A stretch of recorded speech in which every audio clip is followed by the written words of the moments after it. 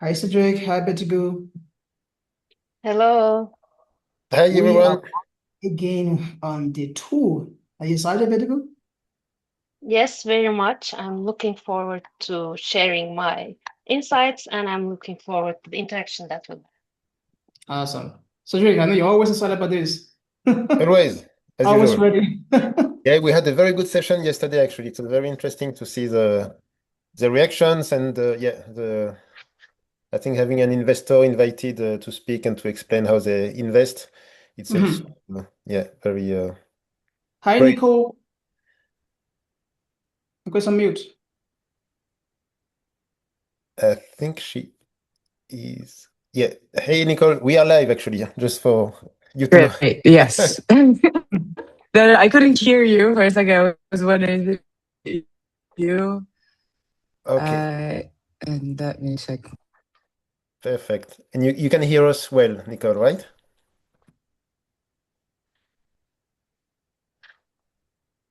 Hi, Nicole. Internet is fluctuating. Okay, she might have some connectivity issues, but maybe we can start. So as yesterday, as we did yesterday, if everyone can write in the chat where you are coming from, in which country, which city you are joining from, it would be very nice. Yesterday we reached I think over up to 150 attendees with from a bit all around the world. So let's see what we get for today. Me too. I still can still bring back the global community. So we have okay, London. We always have London, which is great. Switzerland, Belgium, nice, Denmark, Okay, I Kenya, see Dr. oh, Poland, Koshibati. Some Taiwan, names. Ghana. And we have Switzerland. Nigeria in the house. Okay, Kenya, Poland, Ethiopia, New York. Oh, New York, Kenya. It's not too early in the US right now. It's actually a global community. We have Malawi Okay. and the Philippines, Bogota. Okay, perfect. So yeah. Okay, Bogota, nice. Zimbabwe, Manchester, Maputo. Wow, it's Bogota. really okay. Dubai, nice. We have a partner in Dubai, actually, just for everyone Yeah, to know. Congo, DRC, yeah, we see. Benedict, welcome. South Sudan, Sudan, great. So, okay, Denmark. Emma. Great. Hey, Nicole, can you hear us? Yeah, perfect. Great. So we just, at the beginning of the webinar, we always ask everyone to join where they're from, and we have a bit from everywhere. Again, no one from France. I'm always the only one. I don't know why, but You know. always happens. Yeah. Okay, great. So perfect. I think we can start. Let's kick off. Thank you, Nicole, for Oh, joining us as well. And yeah, Betty Gould, I can give you the floor. thank you. So welcome everyone and thank you for giving your time. I hope this will be a session where we'll learn a lot from each other and deep dive into the elements of the innovative finance world. So first of all, I would like to introduce our speakers today. So I'm Betty Gül. I work as a consultant at Human Planet, and uh, like we try to work on the gap that the INGOs face, or NGOs, or social entrepreneurs face on the strategic side or on the financial side. So Cedric, maybe you could go on by introducing yourself. Yeah, thank you so very much. I mean, very happy to be here with everyone today. Uh, for the ones who did not attend yesterday, so my name is Cedric. I'm a partner at Human Planet, based out of France, in a small village close to Paris. And I'm specialized, yeah, I've been in 15 years in development finance and impact investment. So very happy to be here with the community again today. And Nicole, we are very happy to have you here as a guest. And would you like to introduce yourself as well? Right. Yeah, thank you very much for having me here. I guess it's to the slide. I'm Nicole. I'm from Italy and Venezuela, and I'm the co-founder of Circlec, which is a Swiss social enterprise developing lower limb prosthetics for low and middle income countries, and focus on business development and finance at the moment. And calling from Buenos Aires because we're expanding in Latin America. So here it's early morning. Perfect, exciting indeed, and we'll discuss with Nicole our partnership between Circleg and Human Planet and what they do on the field and how they are like making an impact in the NGO world. So the next slide, we can go on. So yesterday, we just want to look at where we left off, and that would be a good summary for the ones who missed yesterday. We know that the gap that NGOs are facing financially is real. We have a huge gap, and they lack the available capital, and all our efforts are to close that gap, actually. And we have to keep in mind, investors have some elements which they are focusing on, and their intentionality, measurability, additionality, financial sustainability, and governance. So we just need to keep all these 5 non-negotiable elements in mind, we said yesterday. And one of the gist of all the work, we want to move from grants to investment, but that doesn't mean that we are giving up on grants. Grants are still important, they are still critical, but we are adding the investment part to it. So, and we also know, we said yesterday, that fewer financial resources mean more structural fragility, and we know that the donor budgets are shrinking. It shrank by more than 20% last year. So then we go on. And when we look at today's agenda, I will be talking a bit about the impact finance landscape, what we see in the space, what the general trends are. Then Cedric will deep dive into the types of instruments. Then we'll have some real NGO case studies, which we hope will be influential and inspiring for you. Then we'll have a panel where we'll again discuss the experiences and how it goes in real life. Then we'll be open for any questions you may have. So when we look at the innovative finance landscape, we mainly see 4 important instruments, which we'll talk about more. One of them is impact bonds, so they can be social impact bonds or development impact bonds. So there are more than 300 of them globally. And there's blended finance, which you can see the numbers again, and they can be catalytic or commercial. Then again, a critical part, a critical element is outcome-based finance, which is already used in many of the INGOs in critical geographies of the world. Then we have the impact funds. And at this point, I would like to give the floor to Cedric to talk more in depth about them.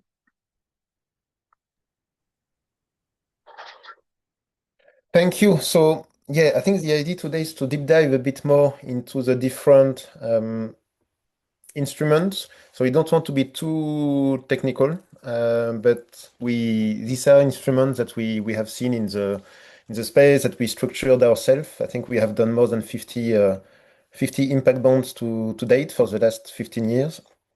And just to explain a bit how it can work, because this is one possibility specifically for NGOs, also for social enterprises. So the principle of an impact bond is that in the space you actually have outcome funders who are willing to pay for outcomes of a specific program, and they actually don't necessarily want to take the risk on the program. So what happens is that we find investors who will actually fund either a humanitarian program, a social program, and they will finance upfront. The service provider, which is usually the NGO or the social enterprise, will develop the program. There will be a verification, and at the end of the verification, the payment will be made by the outcome funder to the investor. So the investor is able to get back its funding with a premium, and the outcome funder will pay on success. So this is a big advantage for outcome funders, is that they only deploy. So it's like a grant for them that they give, but they only give the grant when they have seen the result. So this is why we call it a result-based instrument. So impact bond, very interesting, very useful. One thing to mention, though, it's complex to set up.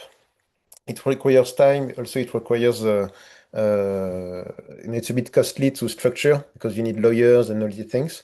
But for organizations which are already a bit involved into innovative finance, it's one way to tap into large scale. On our side, the minimum size usually we work for this type of bonds. It's usually minimum $1 million, but usually it's more above $5 million for several years of implementation, 3, 4, 5 years. So this is the first one. The second one we wanted to share, I think we shared a bit yesterday with the speakers yesterday from Schneider Electric. It's around blended finance. So blended finance is more for social enterprise, this one, because actually you need revenue generated because you need to pay back the investors from monetization. But the advantage of this one is that you are able to bring investors for a specific program or a specific project. So there is a senior tranche. This is what we call the senior tranche here. And after, below the senior tranche, you have either mezzanine or first loss, which are usually foundations or grant providers, and they take more risk than the senior tranche. So typically, if you raise X dollars in the market, the providers of the first loss, if you can't pay back, they will be the first one impacted. Which is why we call them the first loss, because they get the hit and they got the loss first. So this one is we see it more and more in the market, and why? The reason is that for the senior investors, they get more comfort in providing the funding, and also the first loss providers, they are used actually to provide grants or repayable grants. So they are also used to taking more risk. But if they provide $1, they can mobilize extra dollars from the senior tranche, right? So it's a way to monetize and to increase the level of mobilization.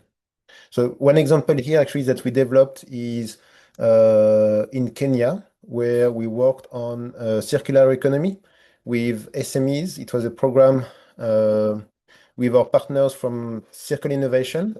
And actually it was a program to finance SMEs. It was an accelerator to finance SMEs in the space of circularity. So circularity is like recycling in plastic and municipality waste, all this type of small businesses.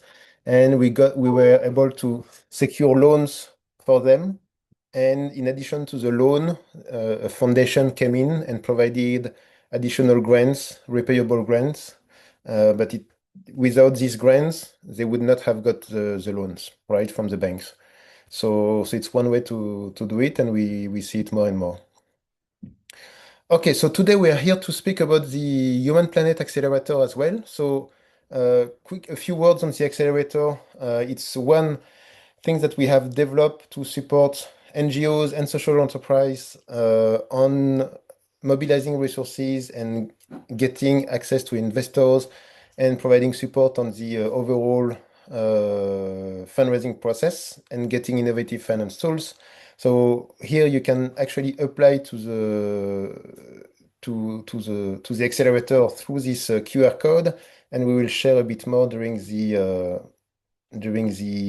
session. Also, the second QR code, and Jonathan in the backend, if you can also add the link in the chat, we give you also the opportunity to book a consultation with one of our team members. So the goal of the consultation, if you have any question on your project, your program, your startup, we will give you feedback. We'll also tell you if it's a good fit for the accelerator or not. But I do advise that if you want to book, it's totally a free consultation, but we really try to analyze your activities and give very good feedback during the session. So you can see it a bit as a mentorship session as well. So feel free to book a meeting. The QR code is here, and we'll add the link in the chat. So we have a few slides still. I think we're almost at time for the first part. I will just say a few words on outcome-based and result-based finance.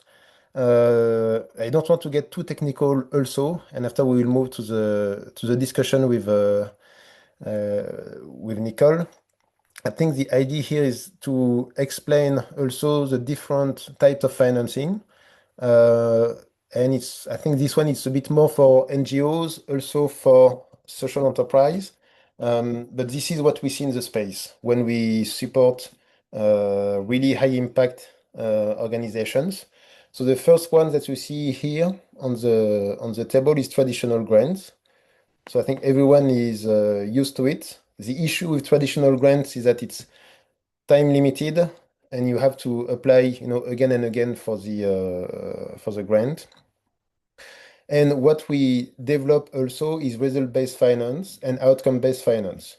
So result-based finance is actually something which is a bit more flexible, and you can get access to financing through different, a broader scale of investors who will actually fund you based on results of your activities. And if you monetize or if you don't monetize, as long as you can demonstrate outcomes, so revenue or not revenue, you can actually unlock this type of financing. And there are quite a broad range of foundations that finance in this type of space. So it's just to share a bit more on this front. And I think I want to, yes, I have a few numbers, but we will maybe go back later on. I want also to give the floor to Nicole so that we can share, from someone who has actually done all the journey from launching a startup, which is very high impact startup, and which is not so much a startup now because you are scaling more and more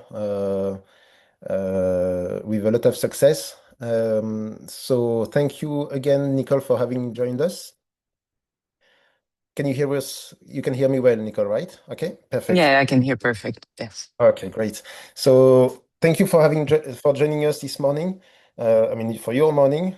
So I think maybe we can start if you want to introduce yourself and Circle Egg. Yes, one thing to mention, we are very lucky to have you as part of the accelerator as well, that we just completed. So we'll discuss it also a bit later on. Great. No, thank you very much, Cedric, for this space, and happy to share our experience. I am one of 5 co-founders of CircleX, so it's an unusual setup. We are a very multidisciplinary team of co-founders. There's myself. I have a background in development economics, actually. I used to work in private equity and impact management, and there's 2 engineers and 2 industrial designers that actually came up with the initial concept of CircleX. CircleX started as a very impact-focused project at the beginning. We were actually called Project CircleX. and it started with the bachelor thesis of Fabian and Simon, two of the other co-founders who were studying industrial design at the Zurich University of the Arts. And then as part of their thesis, what they wanted to do is to design something that actually had an impact, a social purpose. And then they identified the issue of, in the world of prosthetics, where basically you have either really expensive, amazing products or really affordable, but non-performant ones that really don't do the job. And then in the middle, there's like a huge gap, which is leaving 90% of the amputees in the world without proper solutions. And that's a bit where it started. And for the rest of the co-founder team, which then joined to transform the initial design concept into a functioning medical device and the certified medical device, and then a functioning social enterprise, this just made a lot of sense. My grandpa himself was a double amputee because of diabetes, which, for context, is one of the main causes of amputation in the world. It's a growing issue. It has a very direct impact.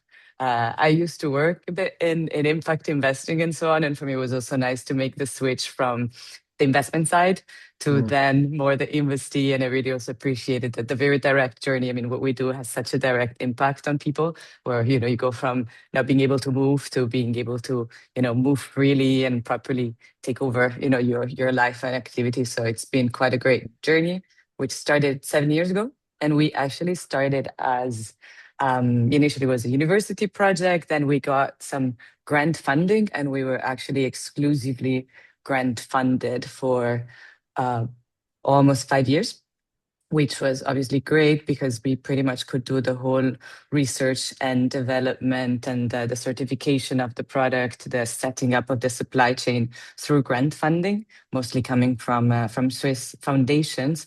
And while we were 100% grant funded, we didn't have a limited company like an AG. We were set up as an association, which at the time was the easiest way for us to operate. And then when we decided to properly start selling, entering the market and so on, at that point, we created the company, Circleg AG. We also have a subsidiary in Kenya, which was actually our initial market. We have a hub in Kenya from which we assemble and distribute all around the world. Our initial target markets were East Africa, and that was also the mandate that we had through the grant funding that we received. And over the past 2 years that we've been in the market, we've then expanded from East Africa to South and now to Latin America, which is also why I'm here, expanding to Argentina, Brazil, now Venezuela, Mexico, Colombia, and so on. So it's been a journey. And while we created the company, we also did the transition from being exclusively grant funded to then switch to blended financing. So we were a bit this classic case that at conferences people talk about the catalytic power of grant funding and so on and so on. We lived that. We really had that. So I'm a strong voucher for that, strong supporter of the catalytic power of grant funding for social enterprises. But I think as long as there's a bridge, because I also very much strongly believe in the concept of a social enterprise, the fact that you don't need to necessarily compromise too much on either.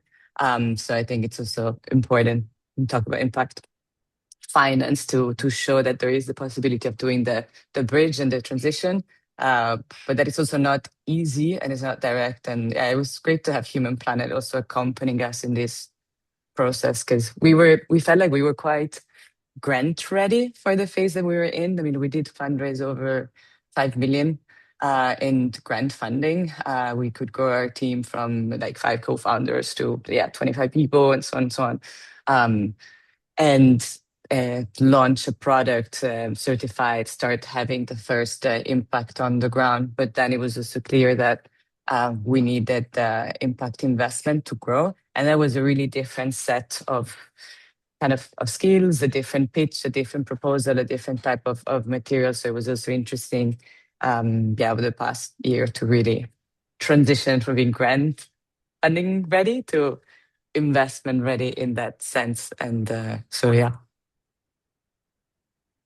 Thanks. No, it's very, very interesting. And we are very impressed. I think what is very key also when we worked with you and the co-founders, that you are very impact driven. So we know that it was a non-profit initially. It's really trying to solve the social issue, and after how you build the business case to have it, to look for the scale, right? Don't have. And actually, so Jonathan is taking control of the screen. Oh, nice Because video. I know yeah, this one. I think you will recognize this video, Nika.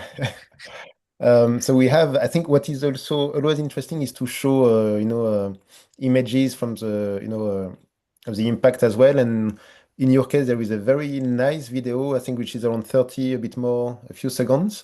So yeah, maybe Jonathan, do you want to share the video if we can?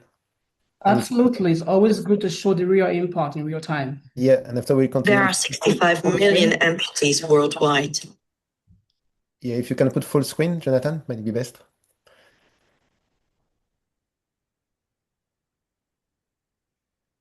Oh, I think we lost Jonathan.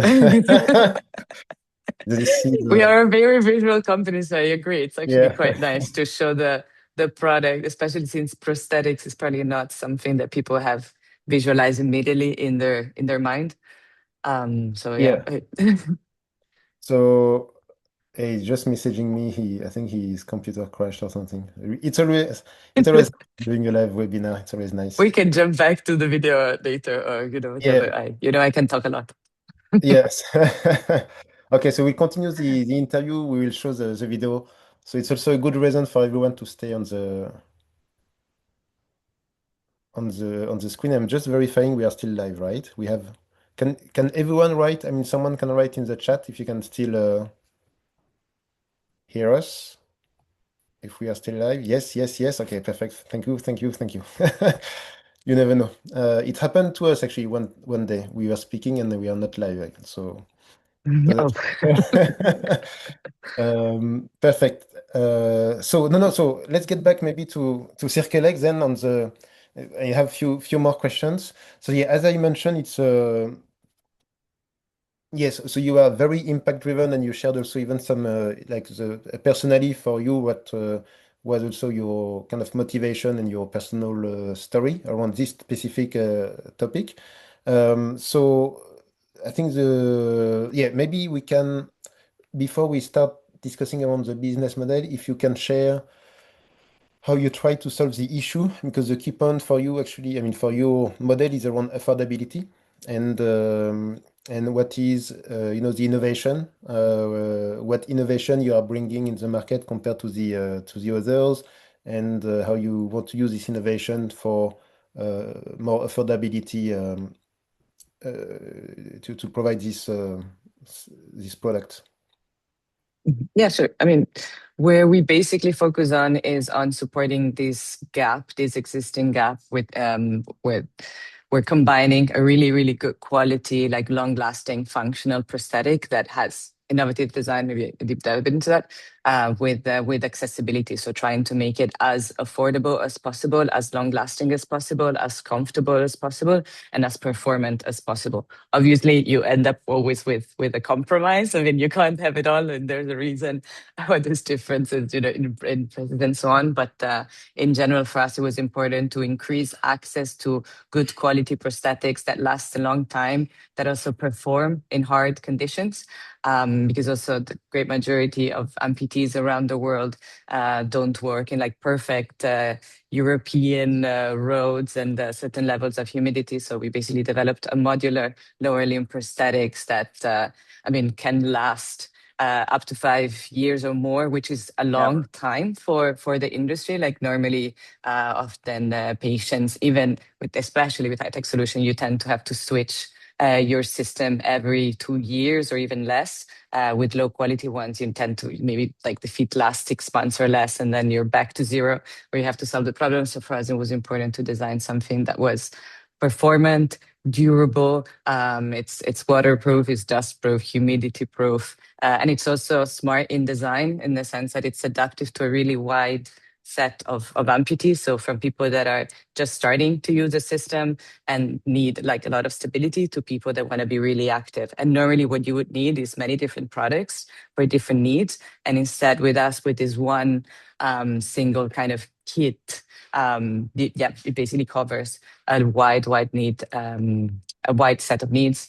Our foot is also especially innovative in the sense that it's size adjustable. So normally what you would need is a right foot, a left foot of every single shoe size. And instead we only have 3 feet, each of which can be cut and adjusted according to size, and a universal cover system. So this also solves a lot of issues in terms of stocking and supply chain, because also another issue in general in the world of prosthetics is that you need to stock up a lot. Therefore, you need to be able to afford to stock. And if you don't stock, then you need to order one at a time. And this takes a really long time. So for us, it was also interesting to focus on a system that helped the final user, which is the amputee, but also the people on the way. So the orthopedic clinic, the hospital that needs to stock up. And for us, what's also important is that, I mean, prosthetics are only one element of the rehabilitation. I mean, and there's, you can have the best prosthetic in the world, but if you don't have appropriate care, appropriate rehabilitation, physical, but also mental, we've seen that then you don't have the impact that you want. And since, like you said earlier, for us, we're really impact driven. What we also do is we do wherever it's needed, training for prosthetists. We focus also on creating like community for the prosthetists, for the amputees, empowerment programs. We connect patients with one another so they can share and support each other, because we also see that just providing a good product alone and kind of sending it around, it's not enough to achieve the impact that we want. So we focus on also being a lot on the ground to really try and provide what we call like holistic prosthetic care. Sometimes we do things ourselves, but we also try to not reinvent the wheel. So whenever we have good partners that can provide that, we try and do that. So that's kind of what we focus on. Okay, great. And so, no, very interesting. And to get back on the model when you did transition, so initially you started as a project, a university project, right? And you started for a few years with grants, but and you had a non-profit status at that time, or you were already registered as a kind of for-profit We were registered as an association because association? Okay. also we didn't need a Yeah. company at the time, and so we didn't want to spend the money to run a Yeah. company. And all we had was actually an association through which we then basically we went around different foundations and organizations, mostly across Switzerland, because that's where kind of our network was with the a grant proposal. And initially we raised, development of an accessible prosthetics for low and middle income countries, and then just like spammed a lot of foundations with Yeah. our proposal, and then kind of took it from there. And then there was a bit of a waterfall effect. We also saw, as soon as you get into like the pipeline of a few known foundations, then and you get some grants through that, then there's clearly like a catalytic impact where they start opening doors with you, connecting you to other funders. And also we usually were funded on like yearly kind of grants, Budget. piece by Yeah. piece. Yes. But then they kept repeating, right? So they funded stage 1 and then they liked it, and then they funded stage 2, and then we went along. But still it Yeah. was a lot. It's a different type of work than the investment, but still a lot. Constant. So that means the transition happened later. So you kind of went into a for-profit, registered the kind of for-profit, and on the fundraising side. So what I understand from what you are saying is like it was done step by step, right? Like introduction to investors and initially. So which type of, I mean, not sharing any confidential information, of course, but which type of investors or ecosystem did you navigate through initially? What was it like? More incubators, more individuals, angel investors. If you could share a bit more. I mean, so we properly did the transition to this catalytic funder. So we had exclusively grant funders. We always knew that at the time, like that we needed then to eventually set up a company to be able to sell. And also our idea and our impulse was always from the beginning. We didn't want to create an NGO. We always saw that there is a business opportunity and an impact opportunity along the way. So from the beginning, for us, it was clear we would eventually set up a company and sell from that. What we did is some of the foundations that gave us grant funding, we pitched to them, which took a little bit of time. How about, we are setting up a company and we want to do the transition then through impact investment and so on. How about instead of giving us another grant, you invest in us, so you basically help us set the base for a round. And we started with convertible loans because it felt also kind of easier at the time. We basically hadn't yet started, selling, and the whole valuation topic was, then, you can postpone that conversation by a little bit by issuing convertible loans. But we basically used in some ways, and asked some Swiss foundations, instead of give us a grant, how about, you start investing? They also on their side had this interest because I feel like now, there is more and more interest from foundations to start giving out less grants and investing. So we used that as a base, and then we crowded in investment from family offices mostly. I personally feel at this further stage that we're in, and at the very beginning, impact funds and so on are hard to find if you're fully impact focused and very, very early stage, at least with good conditions. The conversation we had is like, okay, maybe you do find some, but then you usually have to shift away from your impact mission. And for us, that's really, the main driver. We're not super passionate about the technology of prosthetics. For us, it's really about the impact. So for us, finding that, having foundations and family offices that were mostly impact focused as the first pool of investors was a good base. It then allowed us to grow, to consolidate a bit more like the business model, to expand onto different markets. And then we felt like we were ready to crowd in additional family offices, but also funds that remain impact focused, but have very different expectations. So for us to do this transition, grants, impact investment from more impact-oriented family offices and foundations, and then eventually jump into the fund after you've reached a certain stage, made sense. And it's what allowed us to properly remain impact focused, because we operate in some of the hardest markets. Africa it's definitely tricky, and Latin America. And it was clear, had we onboarded early impact funds earlier, which is also what we saw for other social enterprises in the industry, we probably would have had to divest from the most challenging markets, or at least focus a lot less on that and focus a lot more on earlier profitability and revenue growth. So for us, that worked. Yeah, no, very interesting. So maybe just to summarize the key points, I think that could be very good learnings also for the audience, especially the ones which are like startups or at the initial stage.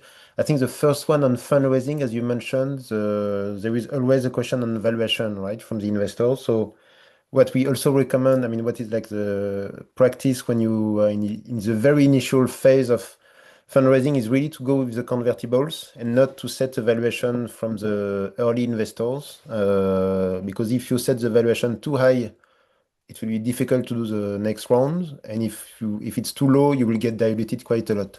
So the good practice is convertible.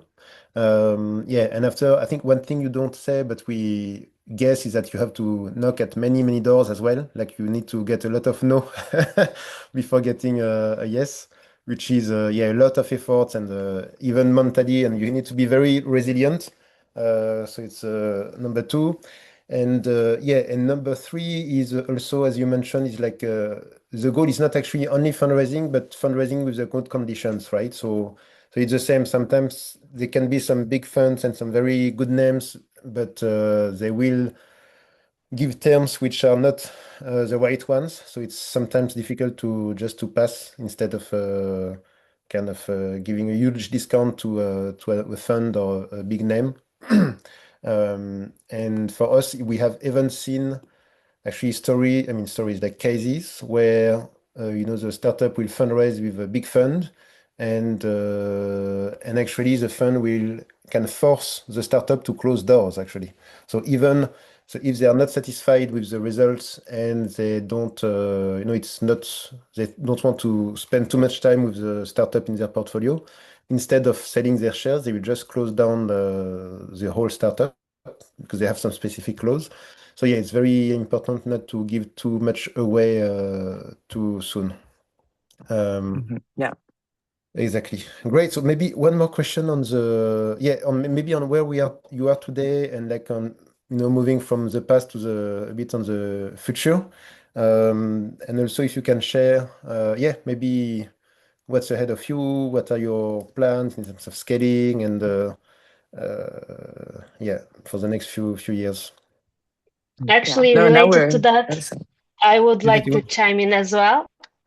Yeah. Like, I wanted to ask more about the geographic expansion and the growth story on your side.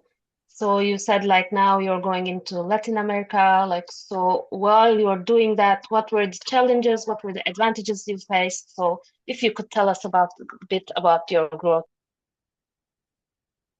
Yeah, sure. I can talk forever about that, any of these. Any So, questions? I mean, we started from East Africa, and then we set on Kenya starting from there to build a local team. Initially, we actually wanted to do local production in East Africa, which then ended up being a challenge, which actually the costs would have been a lot higher, and it was harder for us to manage quality, so we pivoted away from that. So it's also interesting how you start with the set idea of this is what the product is going to look like, this is what the market is going to look like, this is where we want to produce, where we want to assemble, and that changes.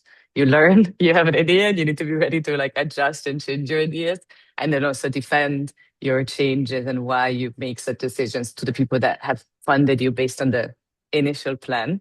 So it's just important to manage that. From there, we grew Kenya, Rwanda, Uganda, Tanzania, which are all quite challenging markets in the sense that the provision of prosthetics is not covered by any type of insurance. The purchasing power of the end patient is really, really low, and it's a very donor dependent environment. And when we started this, also organizations like USAID and UK Aid were heavily funding the sector. They weren't funding us or anything, but they were funding some of the customers. They were funding some of the public hospitals and so on. And obviously, with the evolution of US politics and Trump stepping in and the impact of USAID, this had a massive impact on in general, the healthcare sector in donor-funded countries and donor-supported countries like across the African sector, which also pushed us to enter new geographies sooner than we had initially planned. Our initial plan was to kind of consolidate across East Africa and then South only. And then when we saw that, yes, there's still a lot of potential, but probably because of all these changes, we would grow slower than we expected. We adjusted our plan and then decided to enter different regions sooner. So we're now in Africa, like South Africa, and expanding in Egypt and Morocco. And then we're doing a lot of work in Latin America, which is still, there's a wide need. But obviously, there's a little bit of insurance coverage in some places. The purchasing power of the final users is higher. And it's always a compromise in terms of geographical expansion, because to be honest, like we get requests from patients in Europe, in Switzerland, all across Asia, the Middle East, the US. So like as a funder, it's always the challenge of, okay, initially the instinct is say yes to everything at the same time and so on. And we learned that that's usually not a good idea. You need to prioritize and kind of, focus. So right now we're focusing on the African continent, Latin America, and considering also, US expansion. Because it's also there's quite a high number of amputations. We know insurance coverage is not ideal, and there's a wide need for our product.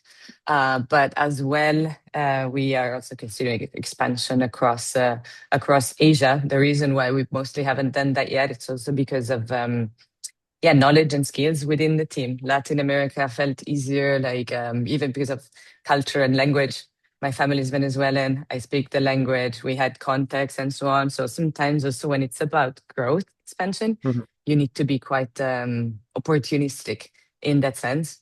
And we also pivoted away, like in across East Africa, we do a lot more direct sales. And now in this next phase of growing, we are working a lot more with distributors, because we also realize for the scalability of the model and the sustainability of the model, finding good distributors that can help you grow without you having to hire a huge sales force, and also acquire the know-how that it really takes to grow and expand into a specific country is essential. And for that, we're also entering a different phase of, I mean, connected also to what Cedric mentioned, we did grant funding, convertible loans, and right now we are actually closing our first equity round. We're at a first closing, which will, the documents should be signed within the next couple of weeks. So that's also quite nice. It's the first time that we've set a valuation. We're onboarding funds, which their intention is to support us for this round, as well as a next equity round that we plan to raise next year.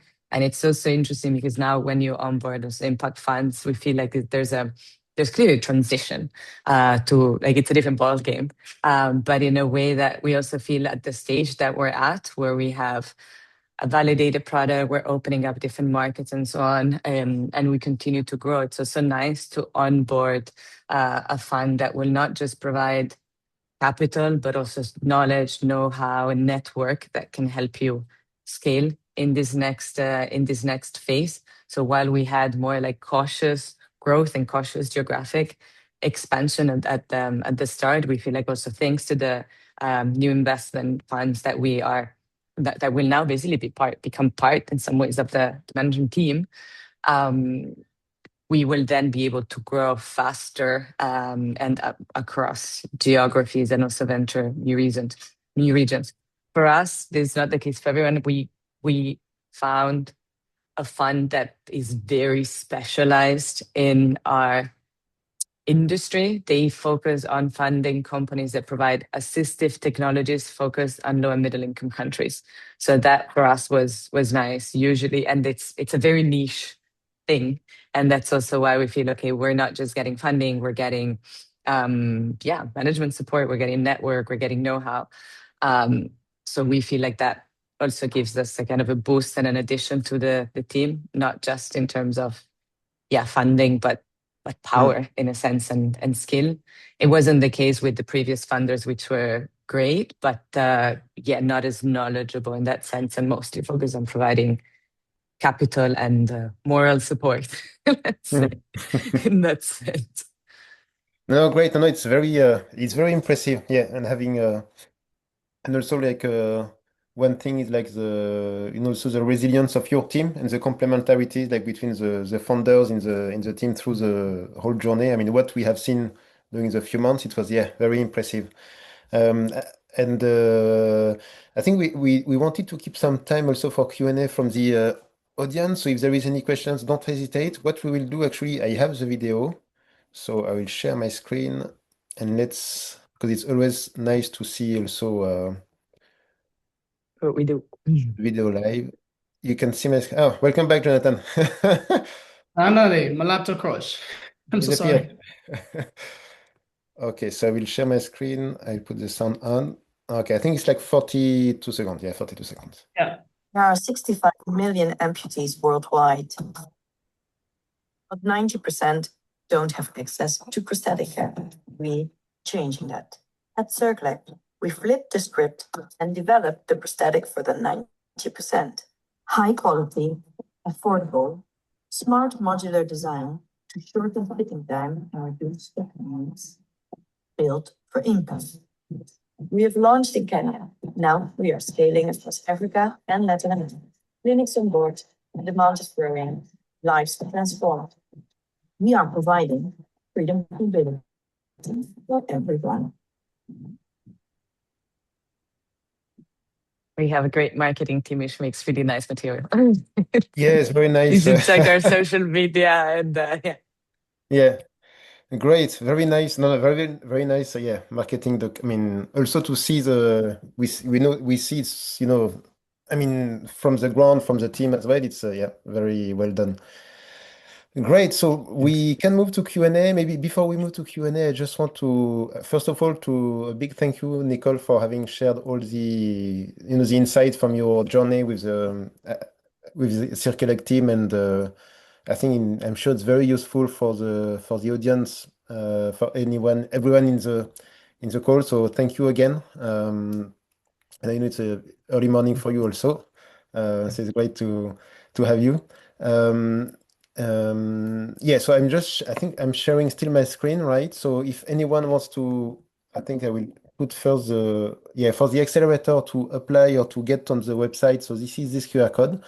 Anyone who wants to know a bit more. And if you want to book a consultation, it will be either with me or someone from the team. The goal of the consultation is to tell you if it's a good fit for the accelerator first, but also the team will actually, understand your case, your project, initiative, NGO, startup, and share feedback and provide the idea is really to share value with you. So feel free to book a consultation, which is free, no cost at all.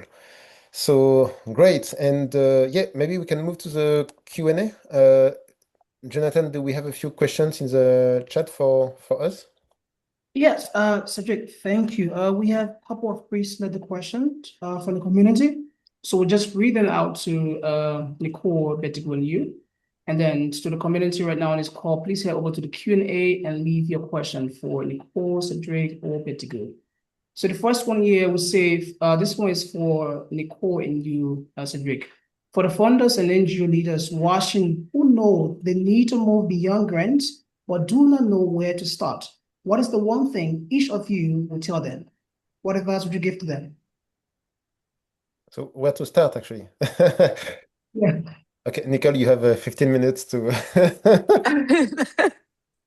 I mean, it's hard to pick Yeah, one thing. I mean, I think basic, build a good preliminary pitch deck and start spamming as many, potential funders, as you can to start get the ball rolling, have conversations, get feedback on what your, idea is, and then refine it, along the way. I think to move away from grant, you need you need a business idea that yeah, generates, revenue in the long term. Put that into a pitch and start sharing it around and get feedback from potential funders, and then adjust it and perfect it along the way.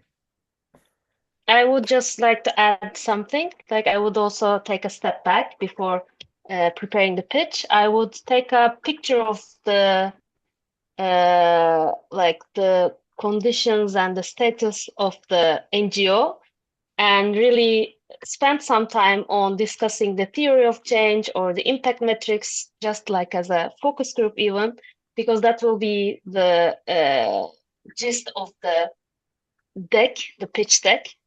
So I think it would help if you discuss and you align on the basic elements of the pitch deck so that like you yeah, don't look unprepared in front of the investors and you are talking the same language when you're pitching it to them. yeah. Totally agree. Cedric, do you want to add something to that? Yeah, for sure. So I think the one thing to start with is actually your existing network, and I think we sometimes underestimate the actual network that we have around us, and really to knock on doors and to ask for support. And after there is also when you are either fundraising or developing as an activity, or you really need to go out and to try to open doors. So don't be shy to even cold out. Even myself today continue to do a cold outreach on LinkedIn, for instance. If you do it like properly and really like someone you think you can add value and it will be great to connect, you can connect. People actually respond. I get notifications on my side as well, and I respond. And I think also today one advantage is that there is AI that we didn't have before. So when you do, when you want to do a mapping, or if you want to understand, a strategy of specific organizations, you can actually get much more. It's easier to get knowledge, on a market or organizations that it was before. So I would leverage AI as well. Good. Okay. Thank you, Cedric. This is another follow-up question from the previous session, which is yesterday. And then this one, they want to know, Cedric, particularly can also add to this. When Circular came to Human Planet, what needed to change to make it vestible? And what did the accelerator actually do to get it there? You don't have to be so confidential, goes too much into detail, Cedric. Can keep some part, but you just want to touch base on the main part. What changed? Okay. So no, they were already perfect, so we didn't have to No, but I think more seriously, in the case of Circle Egg, it was, Nicole, feel free to, if I'm anything wrong, but they were already advanced, in the fundraising, and it was they were on the stage moving towards institutional investors, and at some point, when you move towards this stage, you need a bit of support on the different practices like investment funds. They follow specific guidelines, specific ratio analysis, and they ask always the same questions. So I think it was a bit. So we didn't change, the model, or it was great, but we provided a bit of support on what institutional investors will ask, and how to position as well.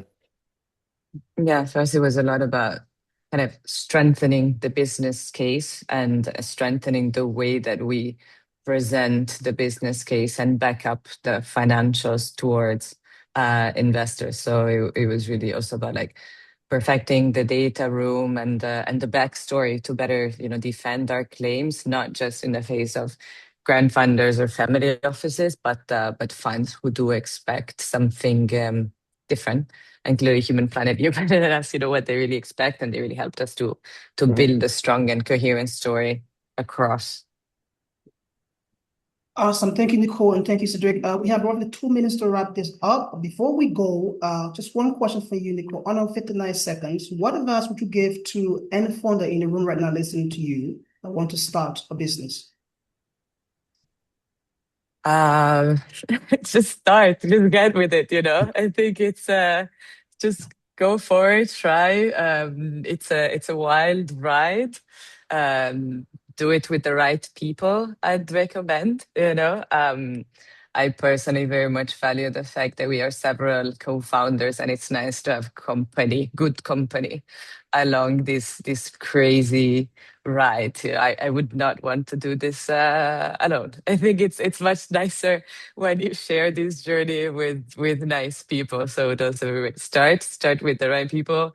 Don't be afraid to change the course along the way. But yeah, just go with it. Awesome. Thank you, Nicole. Nicole, start with the right people. Better good to you. What would you say to founders in the room who wants to join the accelerator? What advice would you give them?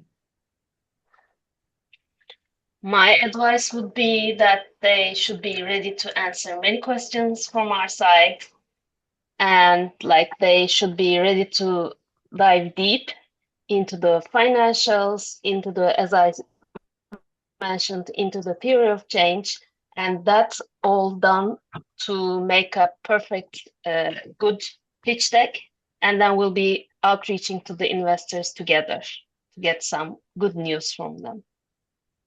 Awesome. Thank you, Betago. And to you, finally, Cedric, tomorrow is the final day of the accelerator. What should we expect tomorrow? So tomorrow, it's a good question, Jonathan. Tomorrow, it will be. So we'll continue on the investability and the, more on the financial side, what investors expect, and what are the different cases. The session tomorrow will be a bit more focused on climate and carbon, actually. So we will have two speakers, one from which is a a firm investing in carbon project, and another one which is an NGO developing carbon projects. So yeah, it will be anyone interested in climate or having climate projects, feel free to join. If you don't do climate, you can join as well, because we will continue to deep dive a bit and try to share insights around impact finance. Yeah. All right, thank you, Nicole. Thank you, Betgo. Thank you, Cedric, and to our community. Thank you for sticking around. We look forward to having you join us tomorrow. Do have yourself a pleasant evening. Bye, everyone. Thank Thanks, you. everyone. Bye. Thank you.